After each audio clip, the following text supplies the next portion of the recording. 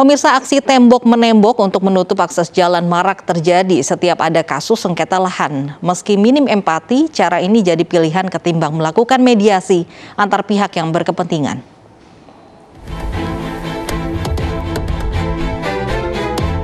Pagar beton setinggi 1,5 meter yang memutus akses jalan Limbung 1 dengan Jalan Besar Binjai Setabat hingga kini masih berdiri kokoh.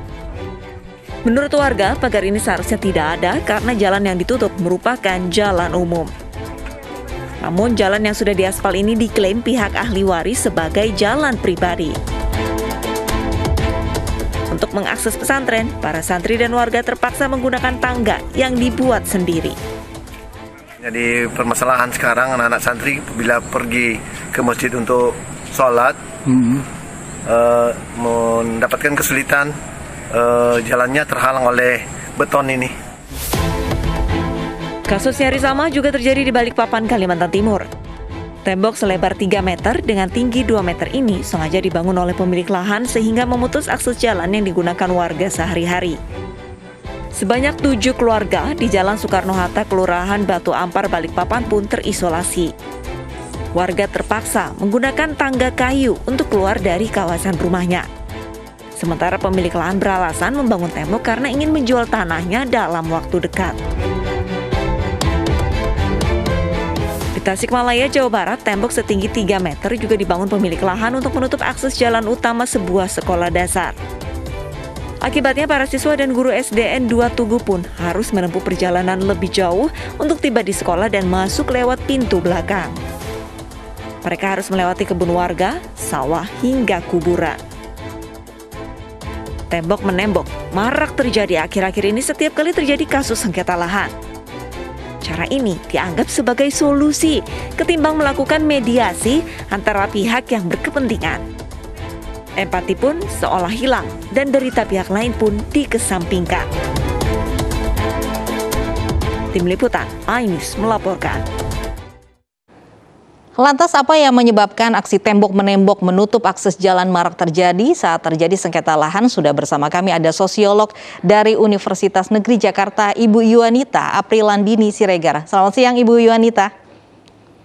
Selamat siang. Baik, Ibu, tadi kita lihat ada 3 lokasi yang melakukan aksi tembok-menembok. Ini apakah menjadi tren dipilih saat terjadi sengketa lahan antar warga? Oke, ini kan sebenarnya bukan masalah tren ya, tetapi ada sebuah pergeseran nilai ya di masyarakat kita.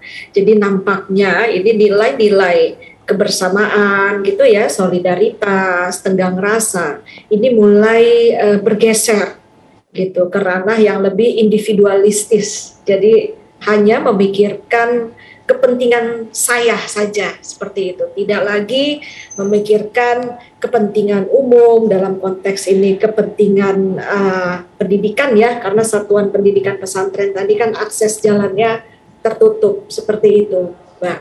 Baik, tapi adanya pergeseran nilai, tapi ini dianggap warga sebagai solusi yang instan. Oke, karena gini, sebenarnya kan ini kalau perebutan lahan ya, ini kan ada irisan di mana jalan itu milik publik ya. Tetapi dari aspek SHM misalnya ya, sertifikat hak milik pribadi ya, yaitu orang yang memiliki tanah itu. Nah, irisan ini kan sebenarnya bisa diklaim dua pihak gitu kan. Apakah ini untuk kepentingan umum gitu ya, peruntukannya fasos fasum, ataukah ini untuk properti individu gitu.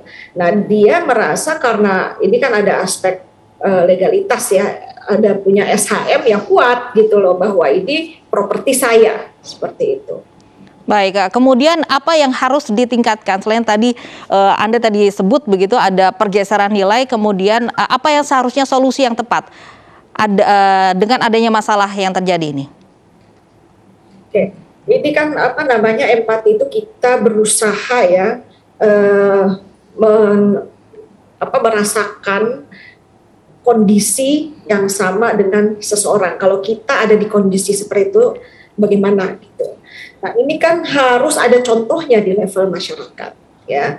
Nah, kalau kita tidak bisa lagi memberikan contoh-contoh dari pemimpin-pemimpin baik pemimpin formal maupun informal ya dalam masyarakat kita, bahwa solidaritas itu penting, tenggang rasa itu penting, kepentingan umum di atas kepentingan pribadi atau individu, ya akan hilang satu karakteristik khas bangsa kita ya, yaitu solidaritas. Baik, apakah nilai-nilai solidaritas itu yang tadi ada sebutkan, ada tenggang rasa itu mulai hilang, kemudian cara menumbuhkan kembali seperti apa, Ibu? Ini menemukan kembali ya, pertama kan adanya pemimpin ya yang menjadi role model gitu.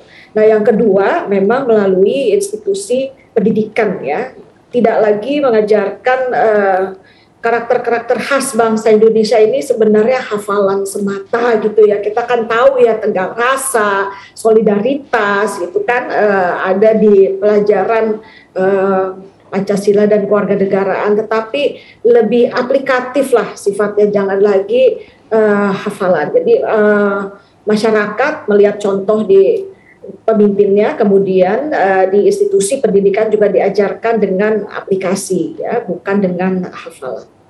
Baik, terima kasih Ibu Yuanita, seorang sosiolog sudah bergabung bersama kami di Anyus Siang. Pemirsa, Bank Mandiri gelar kompetisi Wira Usahawan Muda Mandiri. Kompetisi ini demi mendorong lahirnya bibit unggul wira usahawan muda yang kreatif, inovatif, dan berkontribusi bagi perekonomian nasional. Men-silent alat komunikasi agar tidak mengganggu jalannya proses konferensi pers. Mendorong lahirnya bibit unggul wira usahawan muda yang kreatif, inovatif, dan berkontribusi bagi perekonomian nasional. Bank Mandiri gelar kompetisi wira usaha muda. Kegiatan ini diikuti 3.000 peserta dari usia 18 hingga 35 tahun. Mengusung tema Living the Dream, kompetisi tahun ini akan mengadu inovasi wira usaha muda di 5 kategori, diantaranya yakni industri perdagangan dan jasa, kemudian boga, kreatif, sosial, dan teknologi.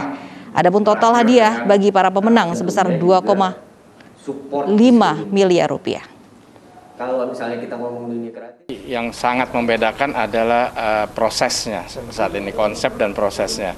Tahun ini itu kita hanya membuka kepada semua orang untuk satu bisnis plan, itu kategori sendiri. Kedua, kategori yang sudah memiliki usaha 4 tahun dan sudah beromset 1 miliar untuk mendapatkan kesempatan. Ayu Ting Ting kembali datangi Polda Metro Jaya terkait kasus penghinaan. Informasinya akan hadir sesaat lagi.